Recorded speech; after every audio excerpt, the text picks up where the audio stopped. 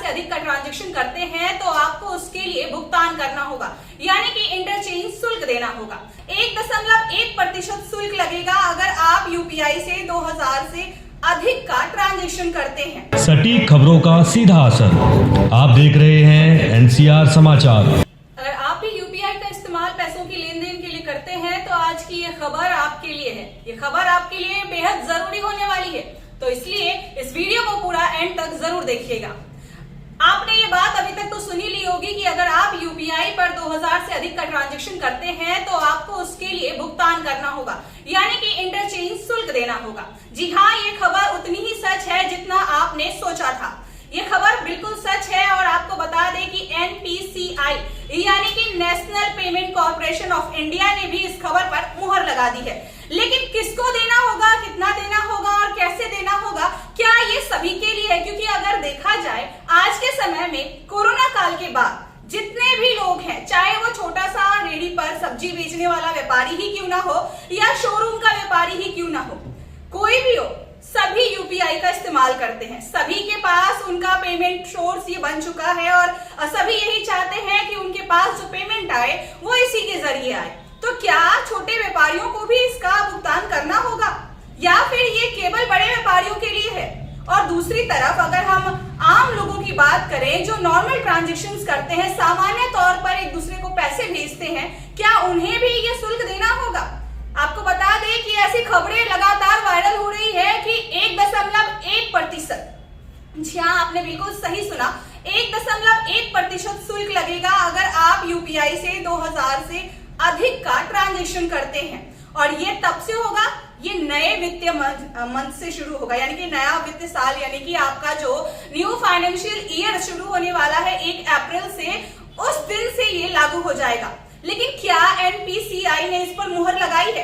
क्या आरबीआई ने इस पर कोई बयान जारी किया है? इसके बारे में आपको मैं जरूर बताऊंगी। आप लगातार वीडियो पर अपनी नजर बनाए रखें, इस खबर पर अपनी नजर बनाए रखें, क्योंकि आगे दी जाने वाली जानकारी आपके लिए बहुत जरूरी होने वाली है, बहुत महत्वपूर्ण होने वाली है। तो मैं आपको बता दूं कि ये बात सच है कि अगर आप यूपीआई से 2000 रुपए से अधिक का ट्रांजेक्शन करते हैं तो आपको ये भुगतान करना होगा, ये इंटरचेंज शुल्क देना होगा।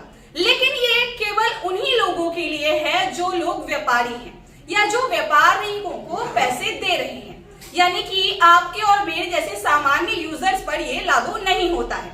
ये खबर लगातार वायरल हो रही थी जिस पर कि आज एनपीसीआई ने अपनी मुहर लगाई है, ताकि लोगों में जो डर है, जो यूपीआई को लेकर के लोगों में भय फैल गया था कि हाँ हमें अब टैक्स पे करना पड़ेगा, अब तक हम सारी चीजों पर टैक्स देते आए थे और अब हमें यूपीआई के ट्रांजैक्शन पर भी टैक्स देना होता, तो ये चीज, ये जो डर है वो आम लोगों में ज्यादा देखा जा रहा था। आम लोग ज्यादा परेशान हो रहे थे, क्योंकि देखा जाए तो अब सभी यही यूज करते हैं। आते जाते बस का टिकट हो तो भी मोबाइल का इस्तेमाल होता है, यूपीआई का इस्तेमाल होता है, या मेट्रो कार्ड रिचार्ज करने की बात हो, बिजली बिल भरने की बात हो, घर का रेंट देने की बात हो, हर छोटी मोटी जरूरतों के लिए हर सामान्य व्यक्ति अब यूपीआई का इस्तेमाल करने लगा है।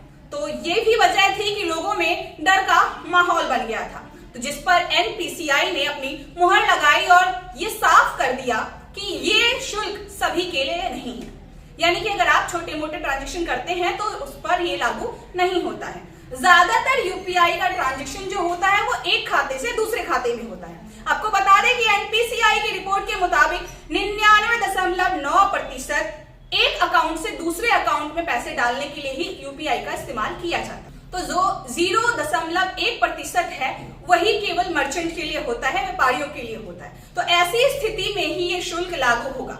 अब ये इंटरचेंज शुल्क होता क्या है वो मैं आपको बता दूं कि इंटरचेंज शुल्क का मतलब है कि आपके फोन पे में वॉलेट होगा, आपके गूगल पे में भी कोई कार्ड होगा, आपके अदर जितने भी यूपीआई आईडी है उन सब में कोई ना कोई कार्ड होगा।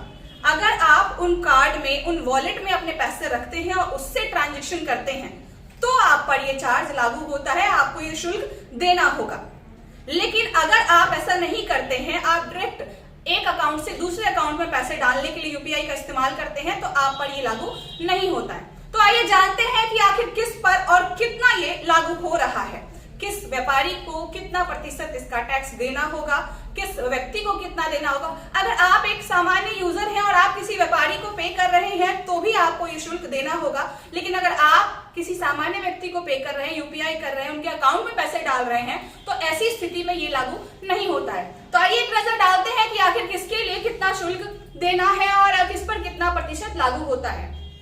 तो एक व्यापारी से दूसरे व्यापारी के लिए जो प्रस्ताव लागू हुआ था, जो प्रस्ताव रखा गया है, वो था 0.5% से लेकर के 1.1%, जिस पर मुहर 30 सितंबर 2023 से पहले लगा दी जाएगी। इस पर समीक्षा कर दी जाएगी। आरबीआई भी अपना जो बयान है, अपनी जो बात है, वो 30 सितंबर से पहले सबके सामने रख देगी कि ये जो खबर वायरल हो रही है, क्या ये सच होगा या नहीं होगा।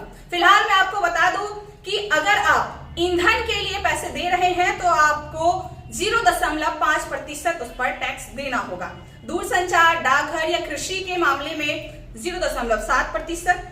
सुपरमार्केट में अगर आप पे करते हैं, कोई सामान खरीदते हैं, वहां पर अगर आप पेमेंट कर रहे हैं यूपीआई के जरिए, तो आपको 0.9% उसका टैक्स देना होगा। म्यूचुअल फंड और बीमा, ऐसी स्थिति में आपको 1% टैक्स देना होगा।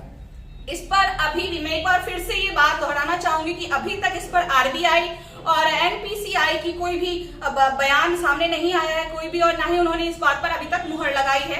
लेकिन लोगों के मन में बढ़ता डर देख करके एनपीसीआई ने अपना बयान जारी किया, अपनी नोटिस जारी की प्रेस कॉन्फ्रेंस के जरिए, ताकि लोगों के मन में जो ये डर है कि सभी को देना होगा, वो डर दूर हो जाए। और आपको बता दें कि जितने भी यूपीआई हैं, यानी कि पेटीएम, फोन पे, गूगल पे, उन सब ने भी अपने सभी सोशल मीडिया अकाउंट्स पर ये चीजें जारी की है, जाहिर की है कि ये सभी के लिए नहीं है, ये एक तरह का अफवाह है। इस बातों से आपके मन में जो डर है, उस डर को दूर करें। इससे डरने की जरूरत नहीं है, क्योंकि ये केवल मर्चेंट के लिए है, केवल व्यापारियों के लिए है, और व्यापारियों को अगर आप पे करते हैं तो उसके लिए है। और अगर आप अपने पेटीएम वॉलेट में, फोन पे वॉलेट में, या फिर अपने जो कार्ड में रखते हैं पैसे, उस पर ये लागू होता है। अदरवाइज आप पर किसी भी तरह का कोई भी इंटरचेंज शुल्क लागू नहीं होगा। ऐसी और खबरों से जुड़े रहने के लिए एनसीआर समाचार पर बने रहें।